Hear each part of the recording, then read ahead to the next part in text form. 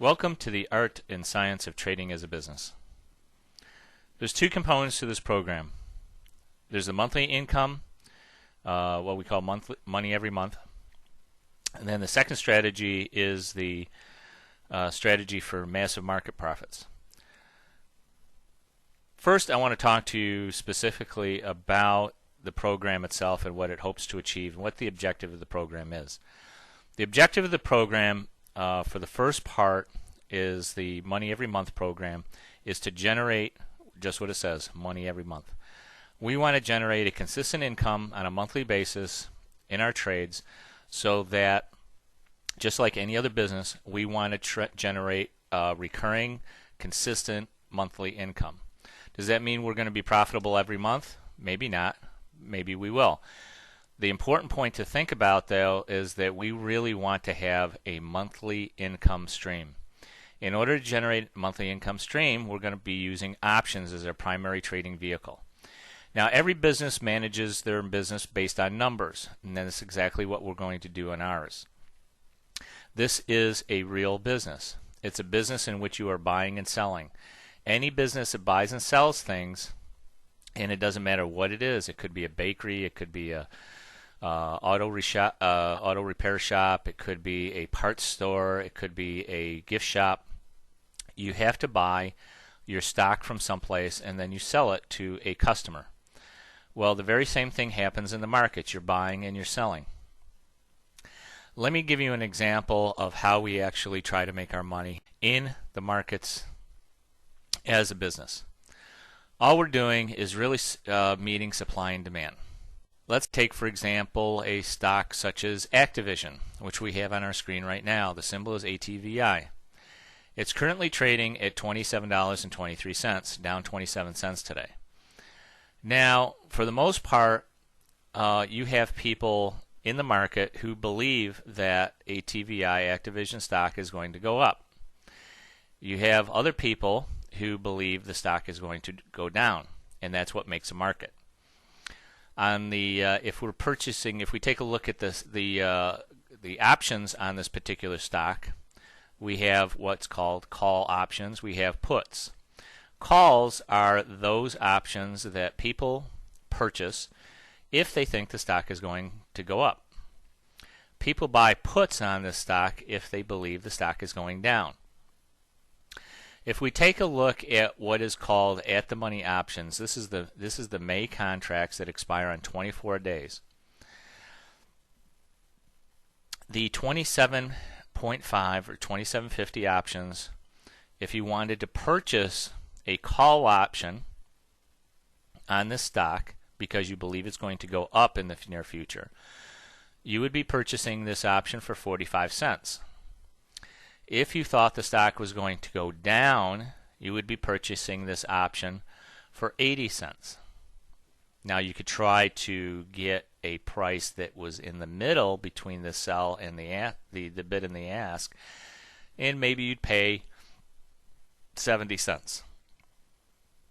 But the point is that you have to buy these options in order to fulfill the idea that you have that the stock is going to go down or the stock is going to go up. So let's say you think that the stock is going to go up. So you purchase this call option on the May options for Activision, and you get it at 40 cents, almost in the middle of the bid and ask price. Well, at 40 cents, this option actually has no real value because the current price of the stock is at $27.23. So not only do you have to be accurate as to your timing, because the stock would have to move quickly in order for you to make money, but you also have to be accurate as far as direction goes. The stock has to move up in order for you to make money. If you were to purchase a put option, let's say you got it for 70 cents, not only would you have to be correct as to the direction of the stock, it would have to move down in order for you to make money, but your timing would also have to be correct because it would have to move down relatively soon in order for you to make money. Because there are only two absolute rules of the option markets. Those two absolute rules are, number one, prices will fluctuate. Yes, the underlying price of the stock will fluctuate and the individual option prices will fluctuate. Number two, the only other rule, absolute rule of the option market is that these contracts will expire. Any option contract that you buy on any stock will expire at a certain date in the future. If we were to purchase these May options, the ones that we're looking at right now, expire, and we have the expiration date right here, in 24 days. Normally, the options expire on equity and index options the third Friday of each month.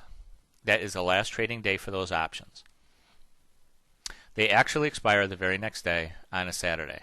You can also pick the expiration dates that you're interested in purchasing. So, for example, if you thought there was an imminent move in Activision, you could purchase this option for 40 cents today at $27.50, and if the stock did move up beyond the $27.50, you would actually start making money.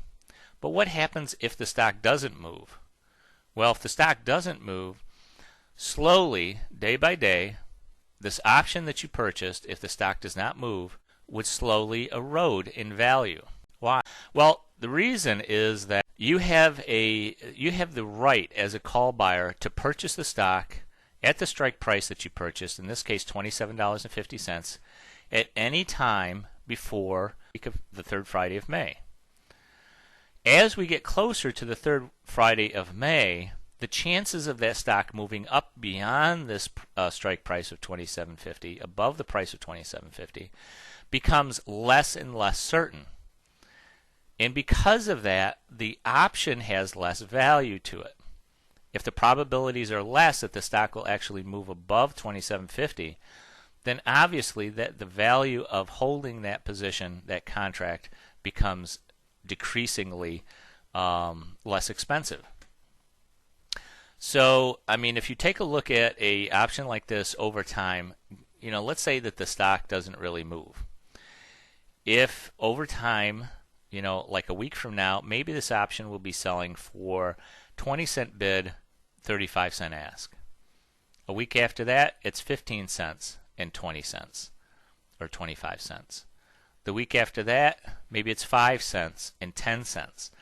So eventually, the option that you purchased at 40 cents with great hope that the stock was going to move up is now only worth about 10 cents. You've lost 30 cents on the trade. Well, that's exactly what the person who sold it to you is hoping would happen. That in fact, that the stock did not go up in price, that you purchased this option that they know is going to expire and will eventually erode in value over time. And that's how they make their profit. Because they sold it to you at 40 cents, they can buy it back at 10 cents, making a 30-cent profit on that trade. Well, what about the guy who purchased the put option? The option that gives him the right to sell the stock at $27.50, hoping that it would go down so that he could buy it back at $22.50. If he could buy it at $22.50 and sell it at $27.50, he's made a $5 profit. And that's what his hope is. Now, if the stock doesn't do anything at all, the same exact thing is going to happen to his put option. Eventually, over time, because the actual probability that the stock is going to decline in price decreases as these options get closer to expiration, the third Friday in May, for our example here, then eventually this option will be worth less and less each week. Let's say next week at this time, if the stock does not move, then this option will only be worth maybe 45 cents to 65 cents. Another week passes by, and now it's only worth 35 cents to 45 cents. Now another week passes by, and it's only 25 cents. See, as long as the stock does not move, these options, all of these options will continue to decline in price if they have extrinsic value. Now the prices of the options, these are called in-the-money options. The in-the-money options have some component of what they call extrinsic value and some component of intrinsic value. And the way you can determine intrinsic and extrinsic value is simply by taking the strike price of the option. In this case, we're taking a look at the May 20 calls. and they're priced at $7.40. On these 20 calls, if you add the strike price to the price of the call, you get $27.40. At the mid price, you're probably talking about closer to $27.25 or $7.25 for the price of this call option, which is exactly the price of a current stock. So you could say that this call option has no intrinsic value. In fact, if we look under extrinsic value, you can see that it is actually zero. The closer you get to the at the money or the actual price, strike price of the stock, you can see that there is in fact some extrinsic value left. There is some time value left in that option, and that time value is basically saying that, hey, you know what? We do have 3 or 4 weeks before expiration, so the price of the option may actually increase to the point where it might be actually further in the money. What is our objective, though? Okay, this is just a very brief. You should have already a basic understanding of options. I probably haven't told you anything new, or maybe I have, I don't know. But depending on your experience. The important thing to remember, though, is that when we trade for monthly income, what we hope to do is not only sell options, we are going to sell both sides. We're going to sell calls and we're going to sell puts. The reason for that is because the stock cannot be in two places at one time. In other words, if you sell this 27.50 and you sell these 25s, well, it can't be both at 25 and 27.50 at expiration. We're going to make money on one side or the other. And that's an important distinction to make because we make money whether the stock goes up or down. Now, the types of vehicles that we use in order to trade options on the exchanges are normally going to be, and I'll go through all those with you in the next series here in portfolio building. What we're going to be using are normally what are called calendar spreads and the sale of vertical spreads, specifically double calendar spreads and the sale of iron condors. Those two strategies will comprise most of our system and most of the trades for the month so that we can make a monthly income and generate a monthly income. Let me just show you the trades that we currently have on so you can kind of get a picture of what I'm talking about. These are trades that we just put on recently. We have 4 positions. We have a iron condor, sale of an iron condor in the diamonds, which is a ETF that mimics the Dow Jones Industrial Average. We have a double calendar rather on the EEM, which is the Emerging Markets ETF. We have a double calendar position on the IWM, which is the Russell 2000 Index, ETF for the Russell 2000 Index. And we have the sale of an iron condor on the SPY, which is a ETF on the S&P 500. These positions, normally when you put them on, all show a loss at the open. However, there's a couple of things that you really need to take a look at. Number one, this white line here is what our current profit and loss position is. You can see that the current price, the live price of our portfolio based on the S&P 500, or on the SPY rather, ETF is right here. And in fact, it is in the center between our break-even points. Our break-even point on the low end is down here around 133, and our break-even point on the upper end of the price chart is 143.65, someplace around there. And we are directly, almost in the center of that. Since we just put this position on, we are in a position of a slight loss in our position. However, what we need to take a look at is what happens, as I told you, to a person who purchases an option. Now, we are selling them that option. We are the seller. And there's 2 rules of the market as far as options go. Number 1, they will fluctuate in price. And number 2, they will always expire. And we take advantage of both of those absolute rules of the option market. And that's what makes this strategy so powerful. Number 1, it fluctuates in price. Well, as you can see, we have lots of room to move. Right now, we're about in the center of this little tent. This is, I explained what this white line is. That's our current profit and loss position. Well, we're currently in a losing position. However, the maximum profit on this position is represented by this green line. The green line is what happens to that option at expiration.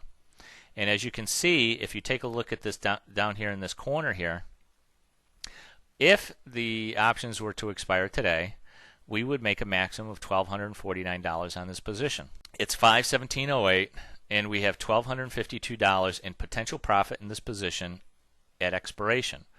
Today is 4/22, and we have a loss of $79 so far today. If we hold this to expiration, remember what I told you back here, these options slowly will decline in value until they get close to the expiration date, which is the third Friday of May.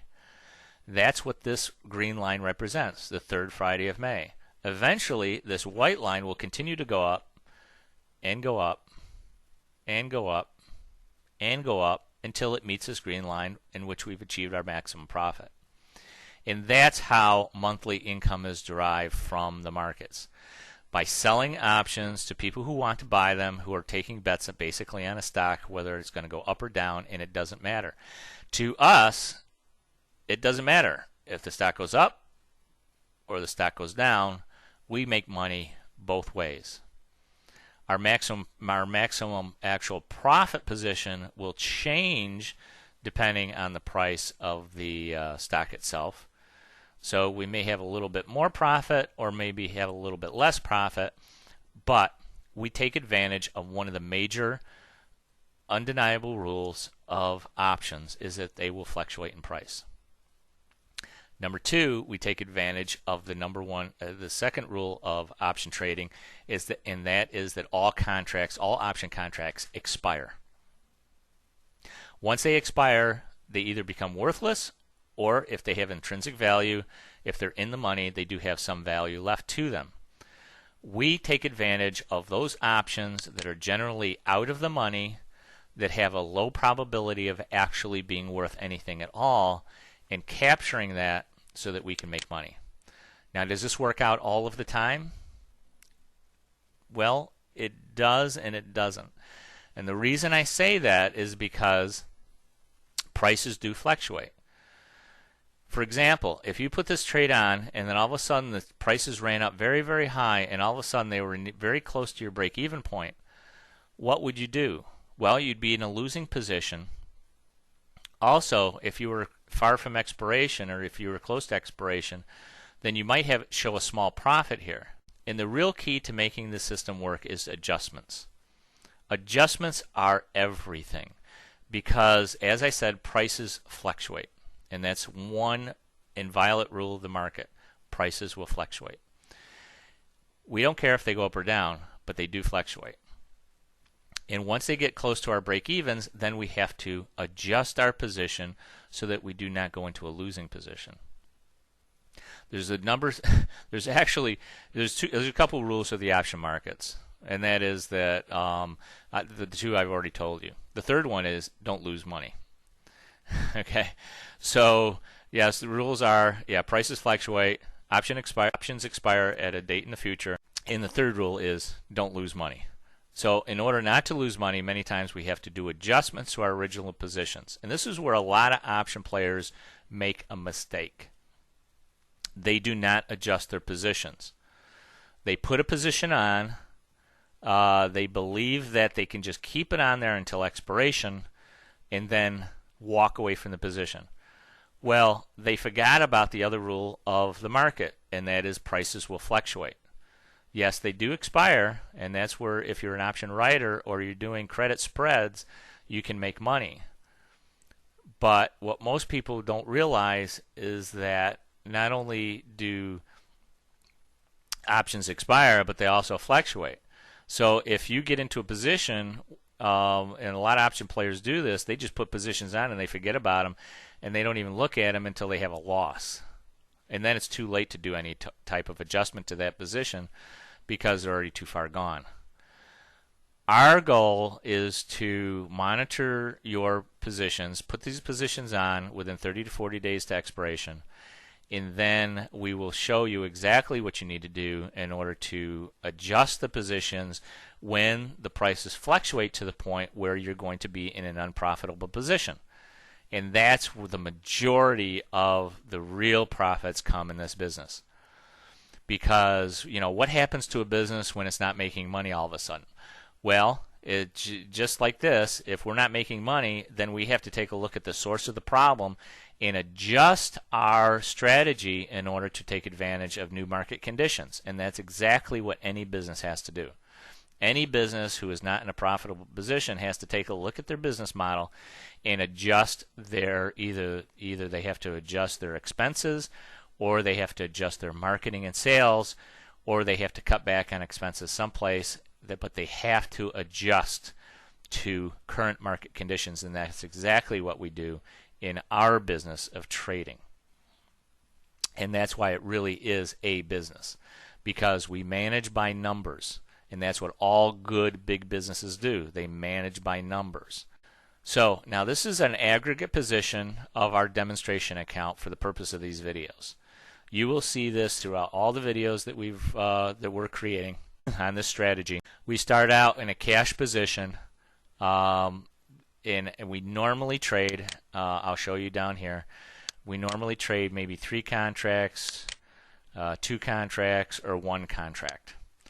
This not only gives you, if you're just starting out, we suggest that you trade in 1, 2, or 3 contracts at the most in these positions. The reason for that is it's much easier to be calm, cool, and relaxed if you do have to do an adjustment and the position is a losing position and you need to make an adjustment in your position. You're going to be a lot more relaxed if you have 1 or 2 or 3 contracts on than if you had 10, 20, or 30 contracts on. But I also want to show you what the profit potential of having more contracts. Eventually, as you get experience in this type of trading as a business, you're going to be able to have a great deal of confidence in your ability to adjust trades over time. I suggest that you begin with paper trading. Now, the Thinkorswim platform has a paper trading account that you can set up for free. It looks identical to this. The only thing that is different is if you look up in this top left-hand corner, this is a live trading account. It has a red symbol here with the Thinkorswim symbol and logo. If you have a paper trading account open, this is a green symbol. But the platform is absolutely identical. Everything is exactly the same. You can enter trades, you can adjust trades, you can look at charts, you can monitor your account. You can do everything that you can in a paper trading account with Thinkorswim as you can in this account. Take a look down here in the right-hand corner. In order for us, this is an aggregate graph, a picture, and you're going to find that these pictures are extremely important for us to monitor our trades. This is an aggregate position of our entire portfolio of the 4 positions that we have in the diamonds, the EEM, the IWM, and the SPY positions. This is what they all look like. If we were to monitor individual positions, for example, if we wanted to open our IWM position, all we'd have to do is enter the symbol in there, and you can see that the graph looks almost identical because we are still in all of our positions in a portfolio basis. If we went to a single symbol, that's exactly what our current position in the IWM looks like. We are not in the center of this position. We're just a little bit off to the left, but I think we have upside potential, so we're going to maintain this position. And if necessary, we will adjust it. Let's take a look at our EEM. Our EEM position, on the other hand, is looking very, very good. We are exactly in the center of our position, exactly where we really want to be. In our SPY position, this is an iron condor. We're exactly in the center of this position. Now, a few days ago, we actually had to adjust this position. It would have taken a loss on this position because it came very close to our break-even in a large market move. But in our case, we actually made money. And I'll show you how that happened in the adjustment CD. Also, we're going to go, let's take a look at our diamond position. Our diamond position is also looking very good. We're almost in the center. We're just slightly off to the side, but we have a great deal of room. Now, the diamonds, remember, imitate the Dow Jones Industrial Average. So if the diamonds are at 126.99, that means that it's pretty close to what the Dow Jones Industrial is at 12,700. If we take a look over here, the Dow Jones is actually at 12,714. What is important is the fact that it does mimic the Dow Jones Industrial Average. So if you take a look at this, you can see that it's at 12,700 in equivalent Dow Jones Industrial points. We have a downside break-even point of 12,300 or so, which is a 400-point move in the Dow Jones Industrial, and we have an upside break-even of 13,270. So that means that we have close to a 500-point break-even to the upside. These are the kind of positions that we like to put on. We like to put on positions that it doesn't matter whether the indexes go up or the indexes go down.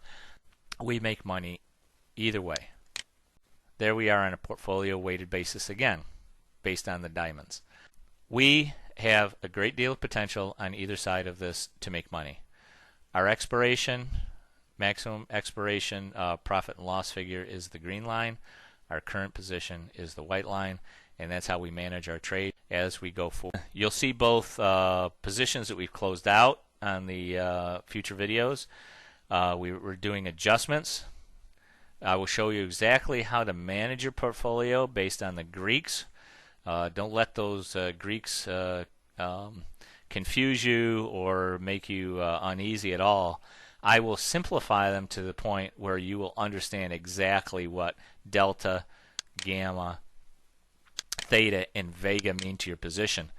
And we are going to be managing our positions based on the entire portfolio and manage them by using these Greeks in order to determine exactly when we need to adjust our position so that we remain profitable at all times. We'll also take a look at some big picture ideas as far as technical analysis goes. I'll also show you exactly how we trade, how we select our trades, and the strategy that we use on our trades. It's absolutely critical to understand how our trades are created and how they're selected. And this is where the part of really trading as a business comes in, because we don't trade without a plan. Now, if you go into any kind of business, you're going to create a plan, whether it's just on a single piece of paper or even on a napkin, but you're going to have a plan for that business. It's absolutely critical that you trade according to your plan. You don't trade by the seat of your pants. You don't go into a market and just trade by buying and selling options of any kind without really knowing what you're going to do in case the option that you're purchasing goes against you. So you got to have a plan, and that's where the trade selection strategy comes in, because we take a look at how these trades are selected, how we plan out the trades, how we select them based on support and resistance points in the underlying index, and how we go about adjusting them. And the adjustment videos are probably the most crucial part of this entire system, because once you get into a position, it's easy to take profits when the market doesn't move, because those options will simply expire and you collect the cash. But what happens when the markets move against you? So you have to know exactly what you're going to do ahead of time. And that's why we always say trade with confidence, because if you know ahead of time and you have a plan of how you're going to adjust your position so you're always in a profitable position, then you are not going to be afraid. You are going to trade with confidence. So that's our overall objective, if we really want to simplify it, is to take this white line, which is our opening position, and sit tight until it rises gradually up to this green line where we take our maximum profits. Normally, we don't wait till expiration to take our maximum profits. We normally take our profits right around the 50% to 60%, sometimes a little bit higher, depending on the current market conditions. We don't normally go all the way to expiration, and there's a reason for that. Normally in the last week of expiration, before an option expires, there's a lot of things going on with that particular option that can affect our position. Also, price could be a risk. Depending on current market conditions, we could have a profitable position, but if we go into the final week of expiration, then the position may become unprofitable because of price risk. So normally we don't want to take those type of risks, and we take the position off prior to expiration, usually 7 to 10 days prior to expiration. And that's not such a bad thing. And I'll tell you why, that nobody else will probably ever tell you, not anyone from retail investor, probably not any market maker either. I'll tell you this now, but you may not understand exactly what I'm talking about.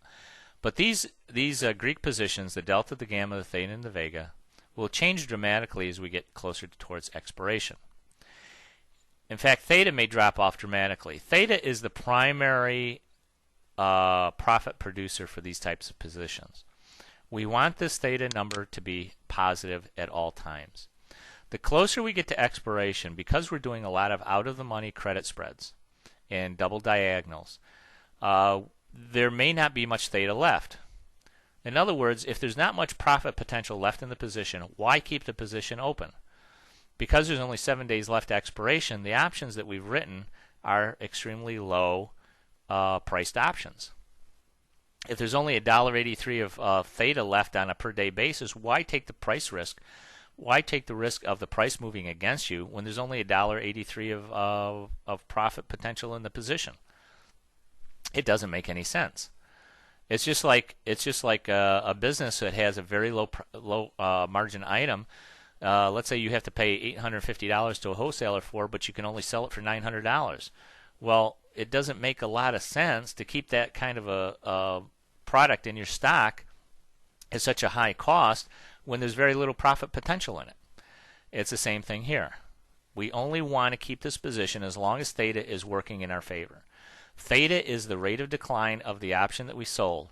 In this case, in these positions, which are live positions, we're collecting $31.37 a day in decay of the options that we've written. If that continues to decline, then we do not want to hold that position any longer.